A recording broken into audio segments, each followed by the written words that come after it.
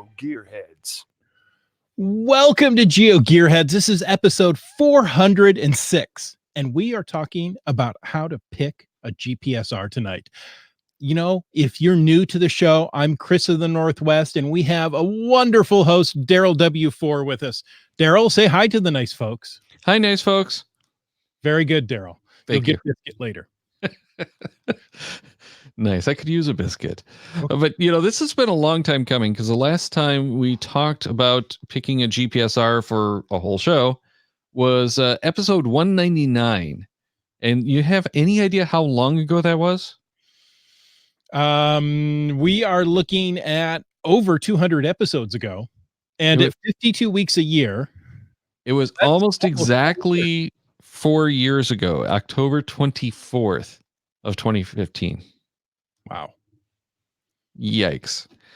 And a lot has changed in GPSR since then, and a lot hasn't changed either. So probably the first thing I think we should mention is really the GPSR isn't accurate anymore. Now they're GNSS receivers, not GPS receivers, since they can handle more than one system. You can't really even get just a GPSR now because it's going to have, you know, the GPS, GLONASS, sometimes Galileo, and sometimes Baidu. But at least you're going to have the two. So technically they're global navigation satellite system receivers, not GPS, because GPS is just the American system. Yes. And now there are multiple systems to choose from, as you just said, Daryl. And the new satellites. No, the new GPS receivers can use those other systems. Yeah, and that's the nice thing. And, you know, phones have gotten better and in some ways worse than they were, back in 2015. But we've talked about that quite a bit on the show. Mm-hmm. And we're going to talk about that some more tonight because part of the thing is, do you even really need a dedicated standalone GPSR? And we're going to keep calling them GPSRs because that's what we've been calling them in the community for years. But, you know, we're going to try to kind of figure that out. And you know, for a lot of us, it really doesn't make sense to get another unit or different unit, whatever you want to call it. But I think for most geocachers, there is a good argument to be made for it. And, you know, like some people like Wet Coaster wouldn't mind a new GPSR, but there's nothing wrong with the old eTrex 20 because it does what he needs it to do. Exactly. So, you know, Daryl, that's the exact same situation I'm in. I have a 600, an Oregon 600. It works just fine. Why would I need to upgrade? Well, and that's one of the things is I have lots of GPSRs, mostly because I keep buying them in part for the show, but I keep looking for that one unit that's really going to make me happy. Mm-hmm. And that was the GPS Map 60. And I haven't really found a good solution since then. The next best thing was the eTrex 30. Mm-hmm. But I'm still, you know, looking for something.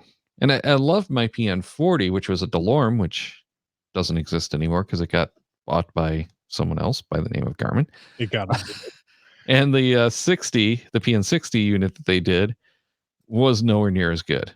Right. So blah.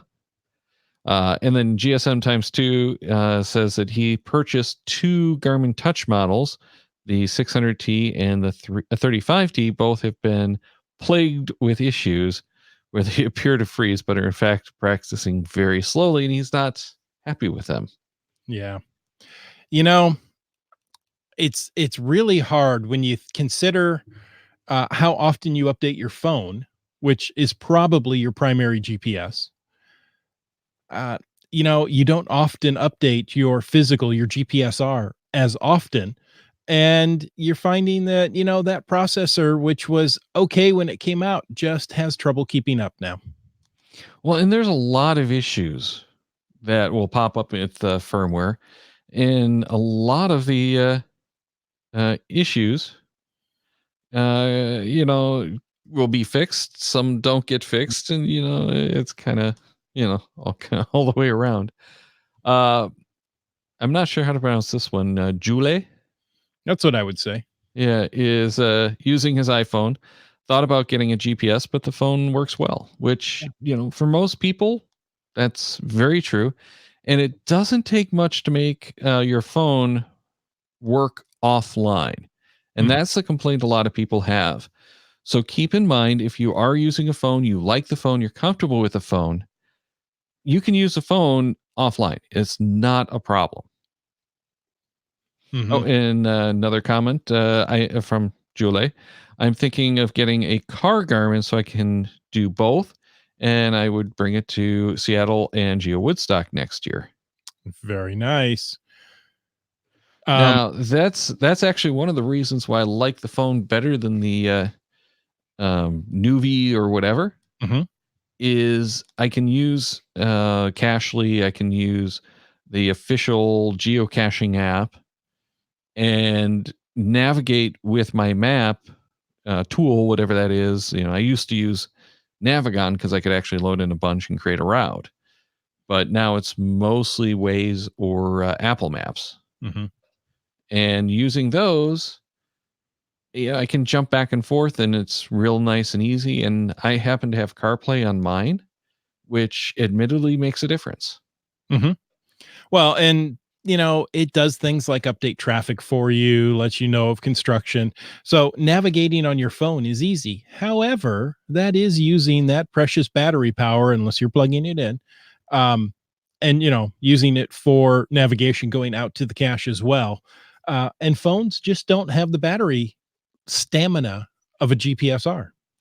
It's true, but if you get something like the external battery case, which I tend to do anyway, just for protection. And I've actually for the last several years been using the smart, actually like 4 years now. Been using the smart battery case the whole time Mhm. because it does give me as much time as the GPS does, Mhm. depending on what I'm doing. Now, if I'm doing something that's more intense on the battery, like Pokemon Go, then yeah, I'm only going to get about 4 hours. But if it's just geocaching and Cachly, most of the time I get at least nearly a full day Mhm. of caching out of both.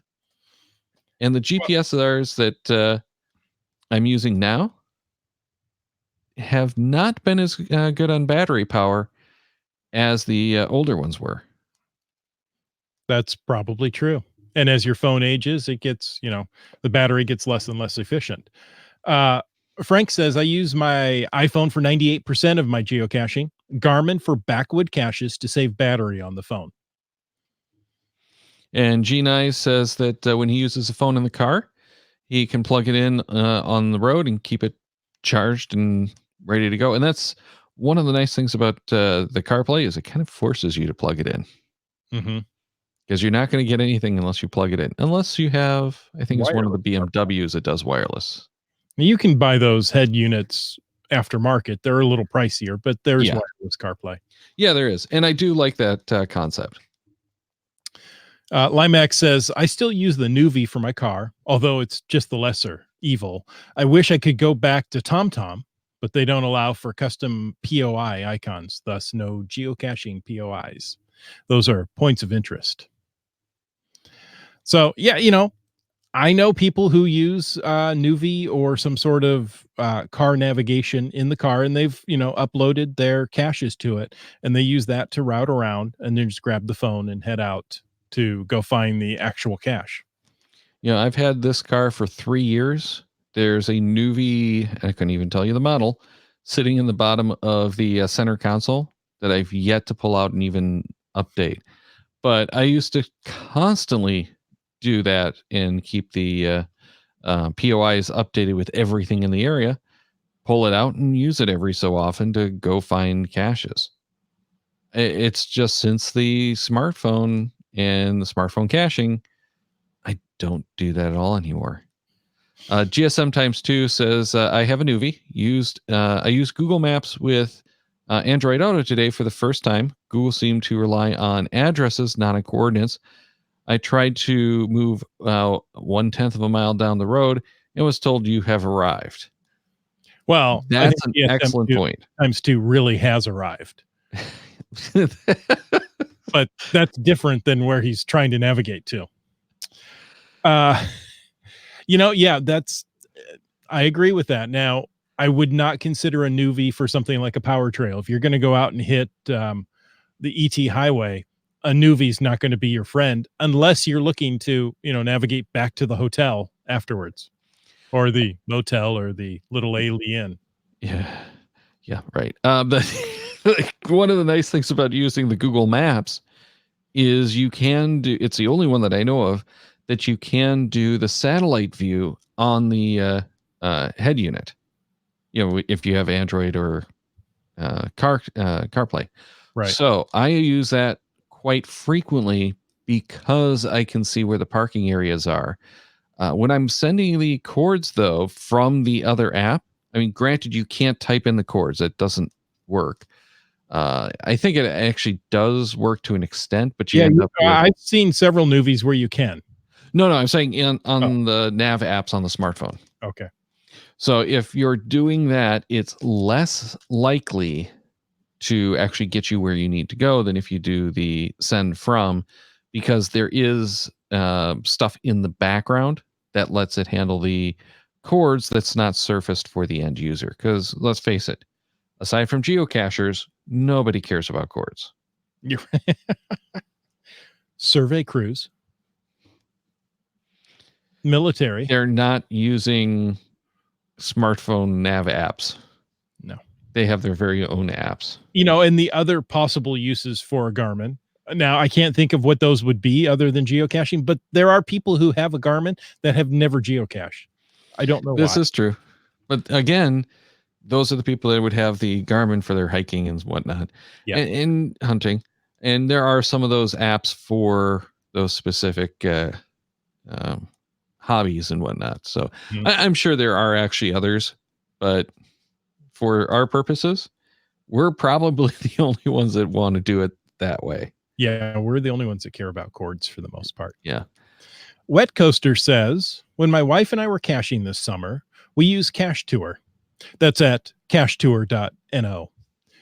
Uploaded to our phones and then linked to Google Maps to get us around and the phone plugged into the car. Um, you know, that made me think if you've got two people with two phones, you could use one just to route and grab another phone just to go get the cache, doing the same thing as um, having a dedicated GPSR or car unit to navigate. It's always helpful to uh, have them in a list and know which ones you're going to next, which Cache Tour does in spades. Well, and one of the nice things with Cache Tour is that it does sync across devices, but it's doing a lot of the stuff offline again. So if you have something like a $100 7-inch Android tablet, for instance, you can take that in the car, and that is your nav unit and everything. So that is a good option. You just have to make sure to keep all of your maps and everything cached. I was going to say that, or you're going to need data of some sort, be it a hotspot on your phone or frequent stops at Starbucks. Right. Yeah, but if you can keep everything cached on the phone or on the Yeah. device, then you don't need anything. And Right. the same thing that you have to do with the smartphone if you're going to take that out into the woods or whatever. Mm-hmm. So it's a good thing to have and to know how to do. But I do an iPad Mini a lot of the time with Cachly and the maps and stuff, Mm-hmm. just to plan, because it's a nice interface to do that. And then I'm using the same thing that I use to actually go caching. So something to think about. And You you know, can get those for like $100 now, not the iPads, but the Android tablets with a GPS. well, and you can get um, refurbished. There's the word I was looking for. Refurbished iPads or tablets at a very reasonable cost. You can, but one thing to keep in mind with the iPad, it doesn't have a GPS unless you get the cellular version. That's true. That's a very good point. I had If forgotten that. if you're tethering to another iOS device, it will share location. Mm-hmm. And it So shares that's it a good way to do it. okay. It doesn't, it's not as if it has a GPS. Right. You're You know, not going to want to use it for doing finding of the caches or for even doing the car driving, but it'll be great on a highway telling you you've got 600 miles to your destination. yeah. And Limax says that his Android tablet has the cellular and he thinks it has location services. And I would be surprised if it doesn't, because typically the Android tablets have the GPS. Mm-hmm. Only iPads, it seem to like omit it. And it is so annoying. Yeah. Having a older phone perhaps without a data plan could use as a dedicated GPSR Absolutely. because One of the other advantages, though, that Limax brought up earlier is that the Nuvi traffic, well, that's not an advantage, but the Nuvi traffic alerts suck eggs, as he says. But, you've got the traffic on most of the popular apps now for navigation. right That now, is so helpful. right now the newbies are actually using FM. They're getting their traffic data over an FM frequency, and that's updating. I personally have not looked into that to see how it works.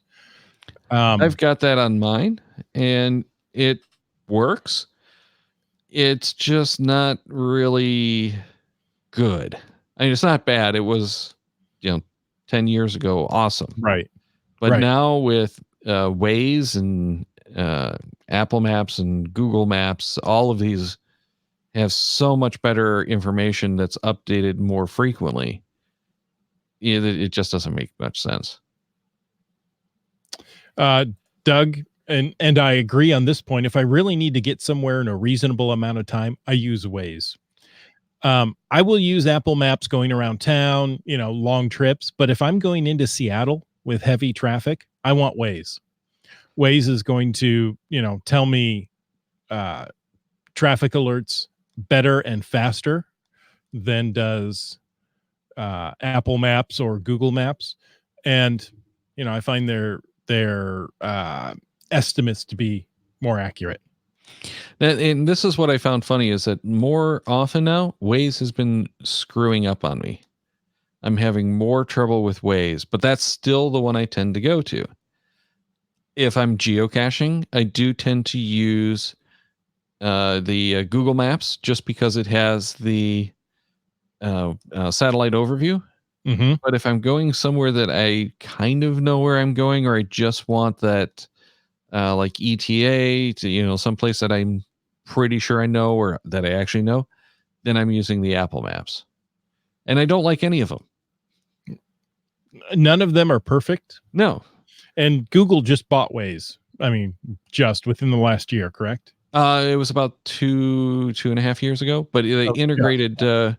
Waze in, the Waze reporting is actually being used in Google Maps, if I remember correctly. So I might be, Google Maps traffic alert should be the same as Waze.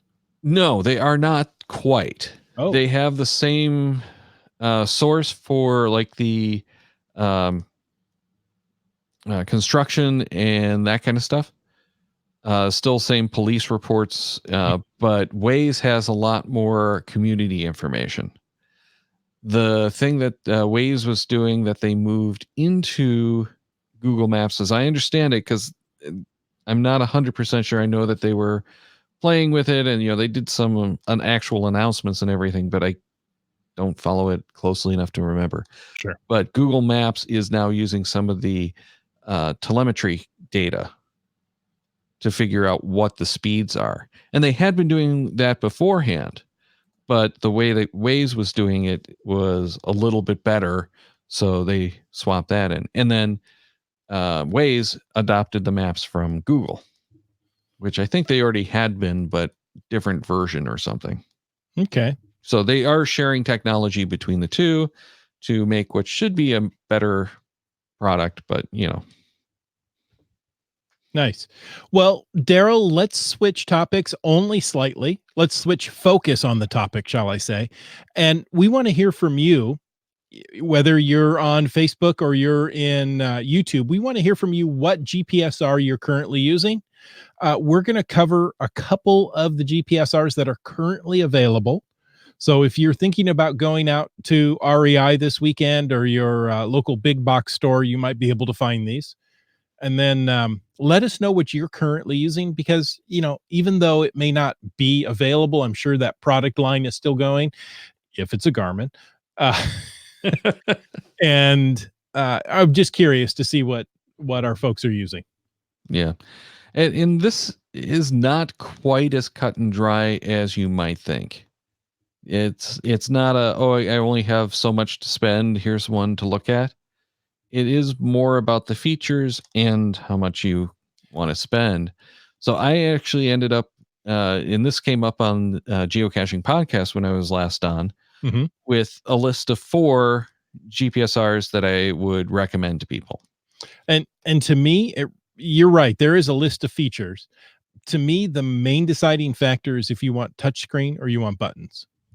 That is a big factor, but I think it's a lot more nuanced now than it was, previously.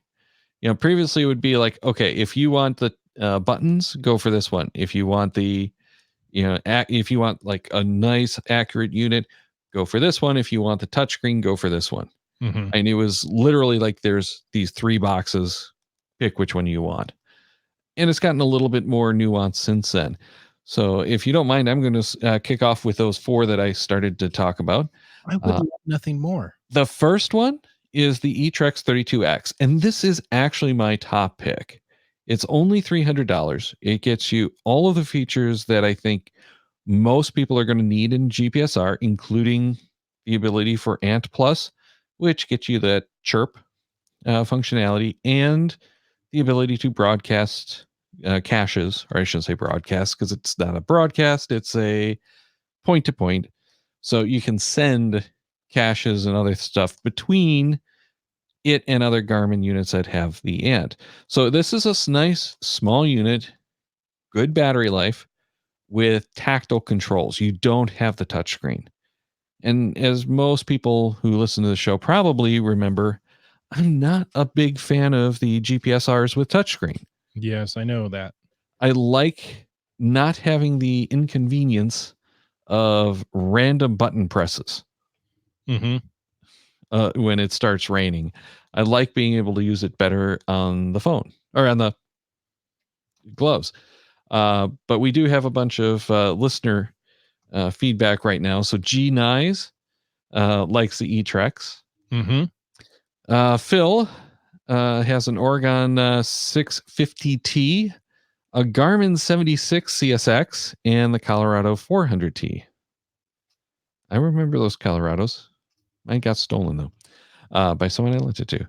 How many waypoints does the eTrex 35 have? I have to check that out.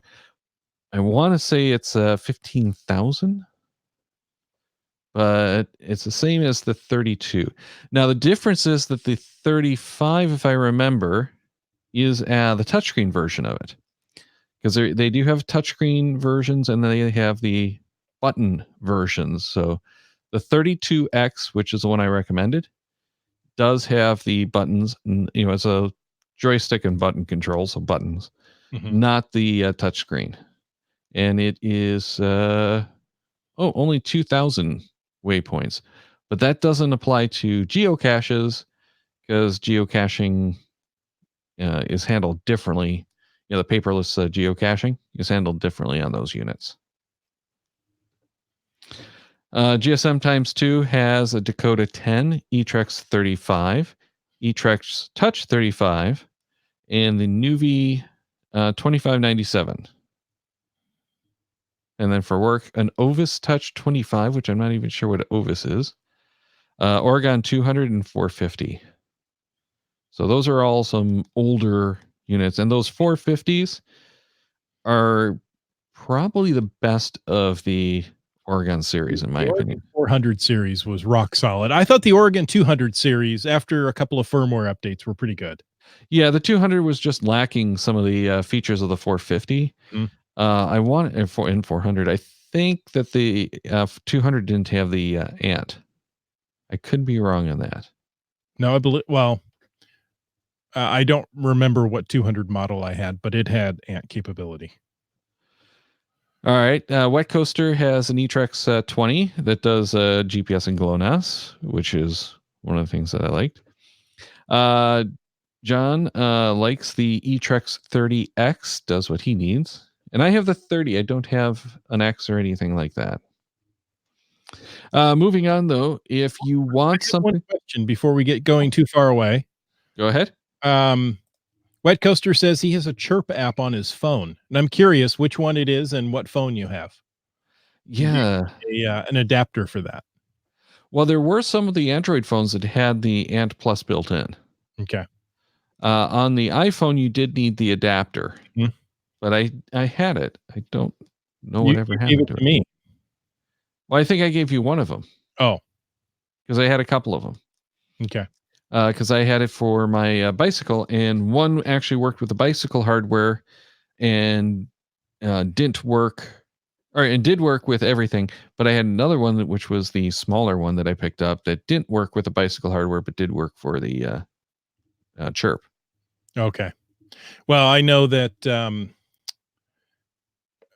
I soon after I got it, I updated to a phone with Lightning, and the Lightning to 30-pin adapter never had that ant thing work right.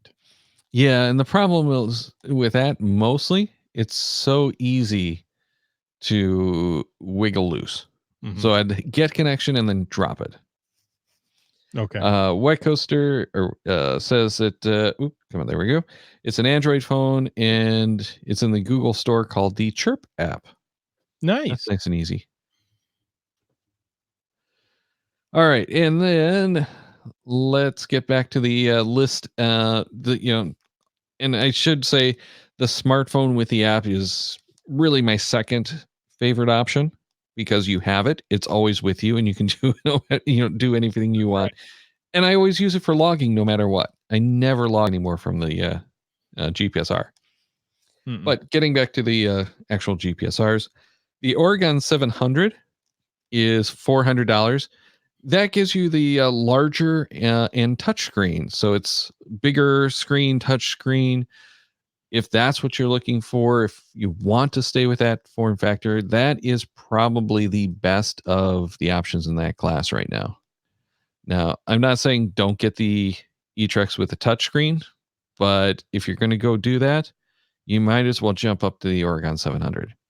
And of note, one of the reasons I like my eTrex so much, because it is small. Right. So it's something that it's easier to work one-handed, and I can take it out with a smartphone and use much easier. The trouble is, I take it out, and it stays tethered around my neck, and I never really use it. But at least it's getting out and getting some good fresh air from time to time. Yeah. Not so much. No.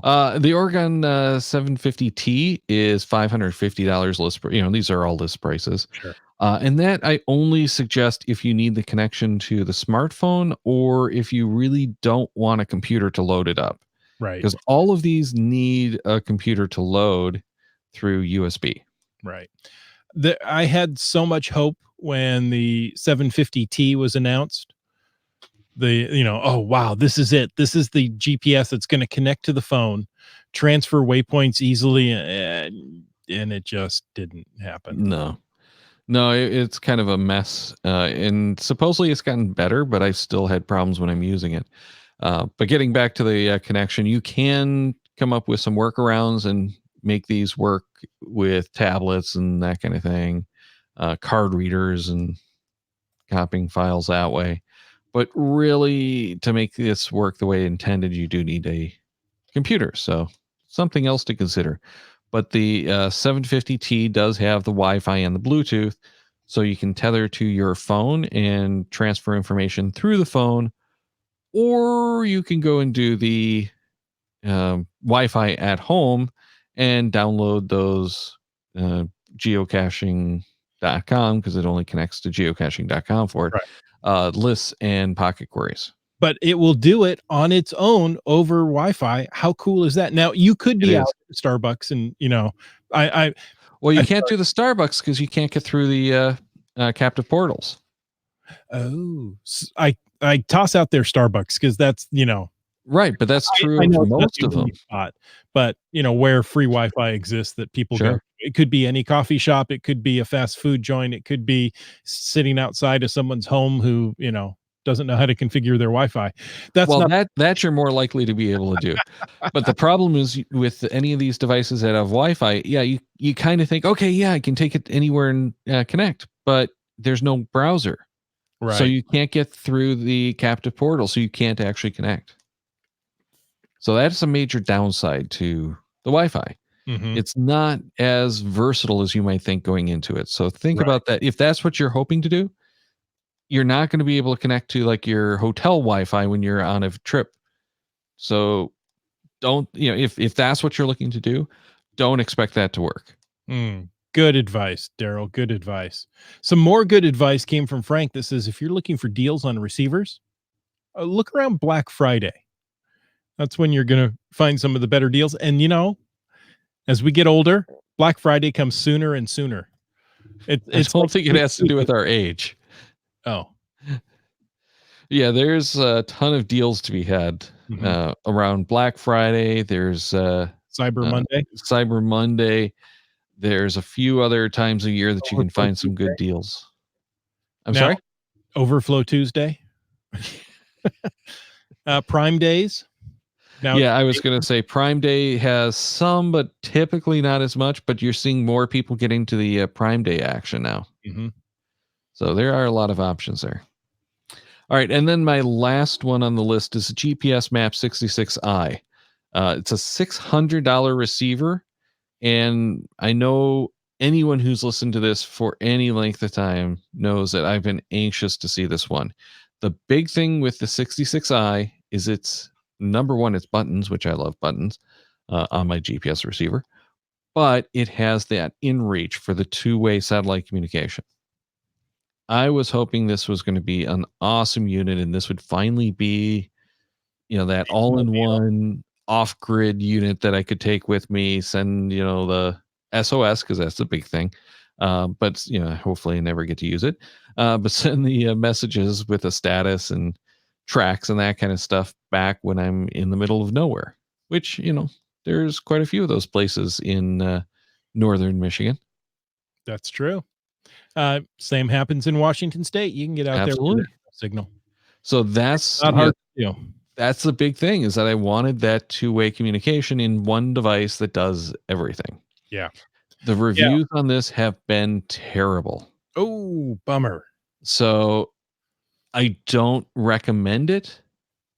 If you really, really want that two-way communication, you probably want to go for the what's it called? The InReach, The whatever mini it's mini, yes. the mini that will connect to your phone for, communication. Correct. For And it still has that let's put it that SOS button on it. So that's probably really your better bet right now, but I still want this to work and hopefully it's just software bugs. Mhm. So, bummer. But that's my list. Let's see. Yeah, it was the mini according to GSM times two. 66i is only available at REI. I saw it on the case there, but didn't look at it. Blah blah blah blah blah. But that's from Linex. It is actually available from some other retailers now, including from geocaching.com. Oh, interesting. I have not seen it for anything less than list price though. And Limex says Garmin does not seem to care about fixing their units. I don't think that's actually true, Mhm. but I don't think that they do a good job at it. And at some point, they just seem to lose interest. You you know, I Garmin's the only game in town, and they don't seem to worry about competition, so they don't have to. Well, their competition is the smartphone, Oh, and they that realize that. So they have a much smaller market and smaller budgets, and they're trying to make a different better type of unit for the outdoor cachers and enthusiasts, which means they're kind of on a shoestring, and they're competing against all of these other guys with bigger budgets for the same talent for software. That's true. Yeah, I don't think it's I don't think it's a good combination. That said, they are the only ones in town. And when you talk about, even $600 for GPSR, that's not a lot of money for what you're I, getting. you pay that for a phone now without thinking about it. Well, the current flagship phones, we're talking a $600 flagship GPSR Right. versus $1,000 or $1,200 flagship Which, smartphone. which you're going to keep a couple of years and then trade in or Yeah, give to your kid. yeah, and it's not a good comparison, really, but you have to keep that in mind that this is a different type of unit that is not produced in anywhere near the number of units that a smartphone is. Mm-hmm. The smartphone has a much broader shared base to spread out the costs and allow for more development. So unfortunately, I think we just have to live with the lack of support behind these products. Now, I'm not saying it's good. I don't think it excuses it, but unfortunately, I think that's the reality we live in. GSM times two brings up the good point that Garmin makes their real money on nautical and aeronautical units. Yeah, their aviation stuff Is top is notch. I mean, it's what you have to have. Yeah. So there you go. Also, Frank says that Garmin is focused on the fitness watches to compete with the Fitbit, and I'll throw in the Apple Watch.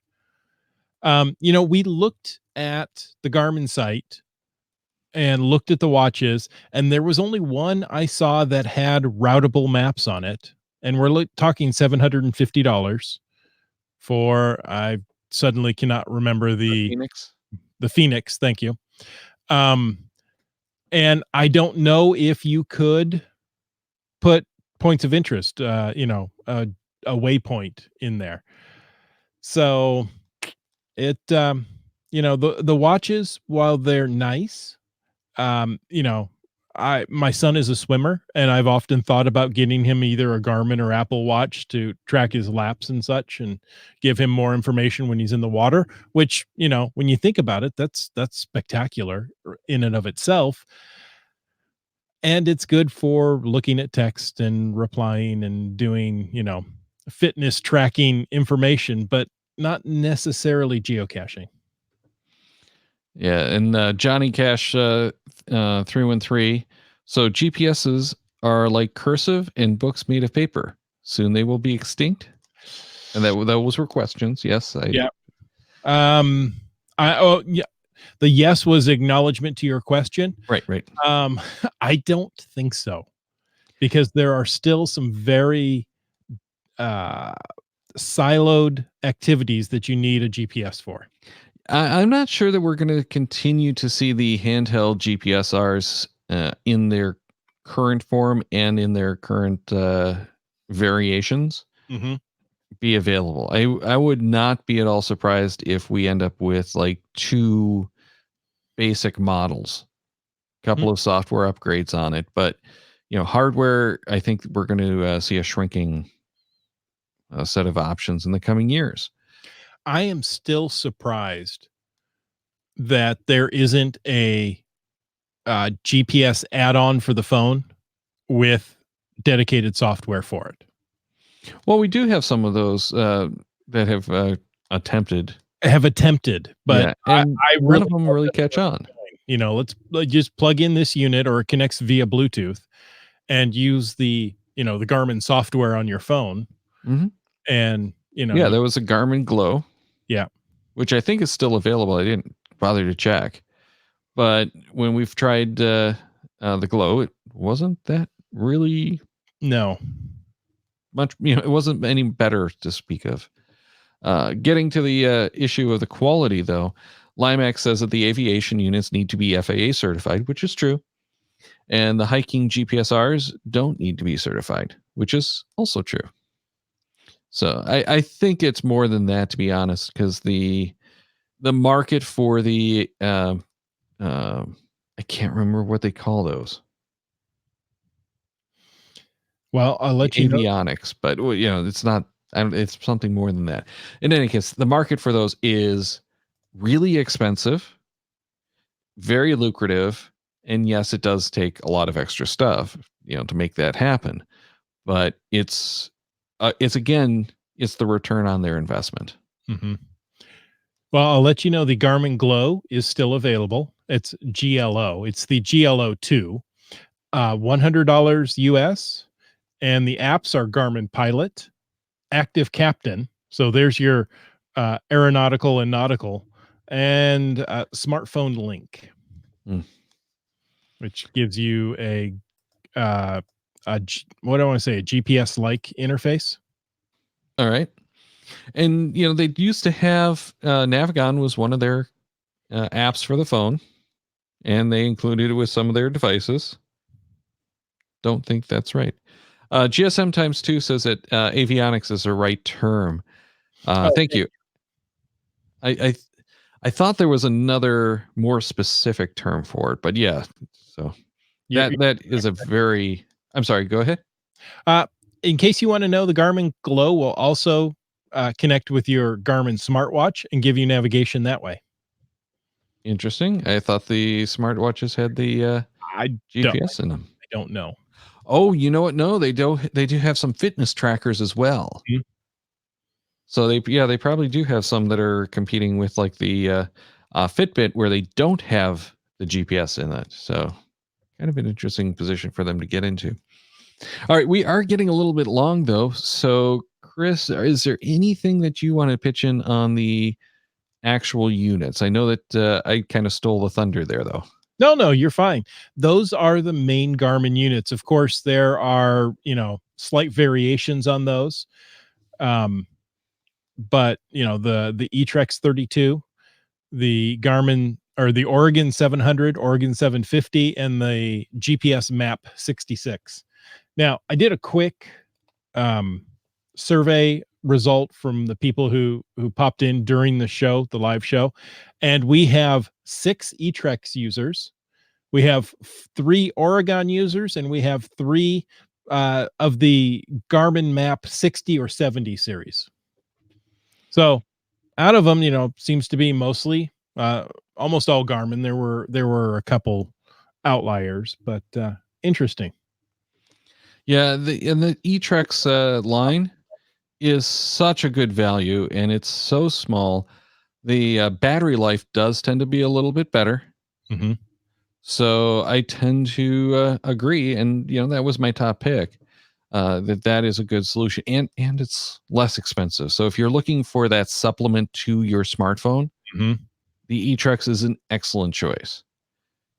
And we're still looking for the 750 and for the 66 line to really make the transfers from the smartphone work. Mm-hmm. And don't get me wrong, it does function, but it doesn't work well enough that it's worth spending the money. So there we go. Yeah, you're right. Oh, and of course, one Magellan user. Yeah, if the units still work. Yeah. Well, and Magellan had some really amazing hardware for a long time, and then they came out with the Explorers GC, $100 color unit, preloaded with, what was it, 10,000 geocaches, or was it 100,000 geocaches? You mean this little fellow? Yeah, that was such an awesome unit for the price. Yeah. It wasn't a very good unit. The durable little unit, great for the kids. Yeah, the problem was strictly that the chipset and the antenna that they used was not terribly accurate. But it was awesome hardware for that price. It's right up there in case you ever wonder where it is. And yeah, I've got one, but I'm not sure where I stuck it. I was actually using it quite a bit, but it was only 10,000 caches. Right, but it was easily updatable. Yes. Oh, yeah. And they had for a while some software to handle it, including loading images into it. Mhm. So excellent unit. Yeah, I don't recommend getting one at this point because it's out of date. But you can find some of these units that are still good geocaching units on the used market. It's something to look at, but I wouldn't recommend doing that through like eBay or Craigslist. I've heard too many people who have gotten bad units that way. Right. Even if there appears to be nothing wrong and it worked, when they did their testing, they'll, have some major flaw and it, shuts down after 4 hours or something and can't be turned on. So it's just, beware if you find a used unit. If you've got a buddy or something that's willing to send it and, or, give it to you and let you try it out for a while and stands behind it, that's a different story. Not a bad idea to get on the geocaching.com forums for something like this. Sure. And G Nice says he didn't see the Geomate Junior. Oh, yes. That I don't think that's available anymore. I think that, they had a few of them around for a while. I really liked that unit. And it was not easy to use. He kind of knocked it out. Yeah. Well, it was one of the most accurate units I had, but because it only had the cardinal directions, no maps or anything like that, and it was that segmented LCD, it was really hard to find the caches. Yeah. All right. Daryl, if you're interested, I looked on the Garmin site at the avionics portion, and I just clicked on the first one. You can get the G3X Touch for certified aircraft, anywhere from $8,000 to $18,000. That doesn't surprise me. So, it's got some incredible looking displays that look just like video games. And I realize it's not a simulator, but it sure looks like one to me. And then, of course, it has a lot more information than that. But yeah, I used to look at those things on a fairly regular basis and just kind of be in awe of what they were doing. And this is before we got into all the touchscreen stuff, and just the amount and capabilities that they were coming. It was just you could put that in your car and be the coolest kid on the block. I don't think you could put it in the car without a lot of extra hardware to make it work. Yeah, if you try. Power systems are totally different. Yeah. Oh, okay. But yeah, Limax says that the FAA certification costs a lot. I think it's a little bit more than that, but yes, it does. Yeah. Boat units run $300 to $4,000 according to GSM times 2. All right. So once again, thanks everyone for joining us live. Really helps us out. But if you like this show, make sure to give us a thumbs up on Facebook if you're watching us over there. If you're on YouTube, make sure to give us a thumbs up there as well.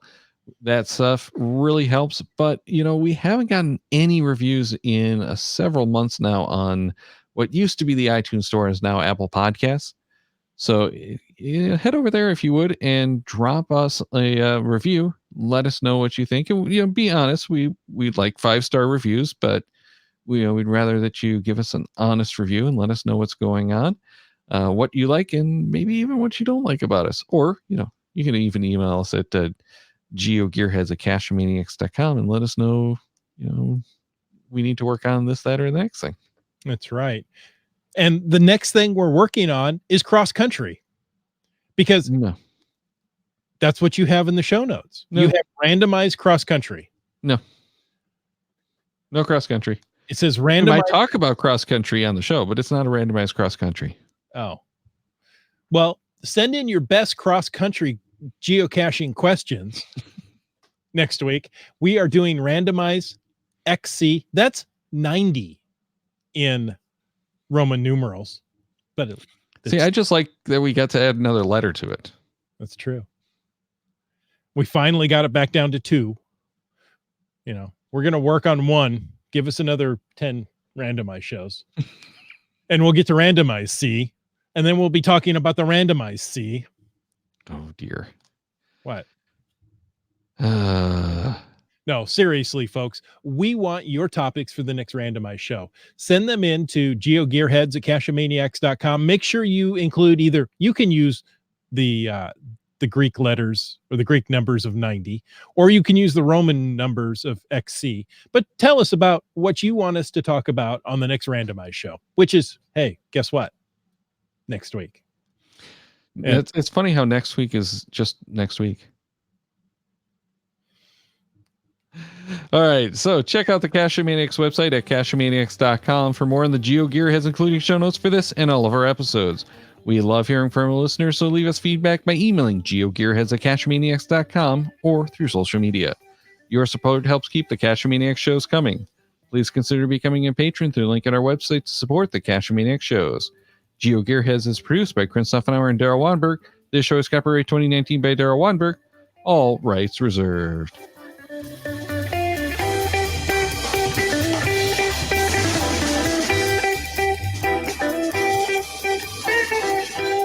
Cash with the Cachemaniacs.